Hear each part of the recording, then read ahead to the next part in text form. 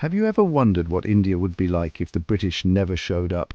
Buckle up, history buffs, because today we're diving into an alternate history of the Indian subcontinent. Before the British, India was a fragmented mosaic of princely states, empires, and independent regions.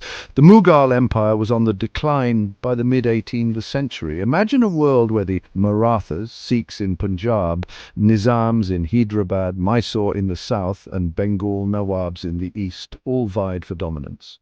Instead of one united India, picture a collection of independent nations akin to Europe, Germany, France, Spain, and so on.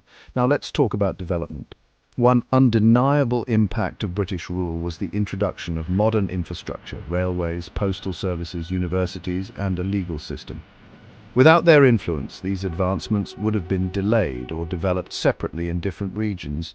Bengal and Mysore might have thrived due to trade with Europe, while Rajasthan or Afghanistan could have stayed semi-feudal longer. The Industrial Revolution would have hit different parts of the subcontinent at different times. And what about conflicts? The British established a centralized military and administration, curbing regional wars after 1857. Without them, power struggles between local kingdoms would have continued.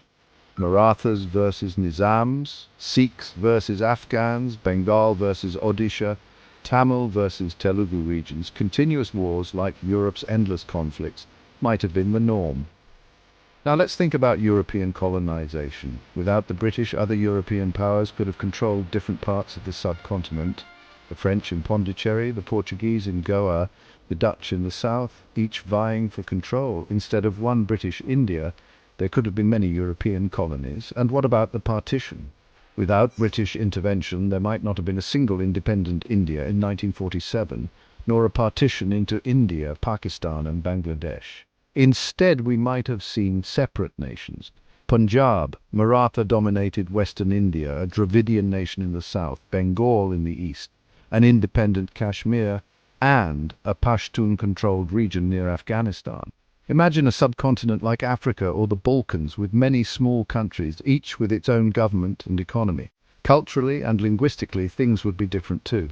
Hindi and English are widely spoken today due to British influence. Without them, Sanskrit or Persian might have stayed dominant among elites, and regional languages would have remained key. No Bollywood. Instead, different regions would have had their own film industries. The idea of a single Indian identity might never have fully developed. So was British rule a curse or a mixed blessing? On one hand, no British rule means no looting of wealth, local rulers developing on their own terms, and no partition. On the other, no unified India, slower industrialization, frequent regional wars, and possible colonization by other European powers. The British weren't saviors, but their rule unintentionally unified the subcontinent. Without them, India, Pakistan, and Bangladesh might not exist as they do today. Instead, we'd have dozens of separate nations, each with different levels of development.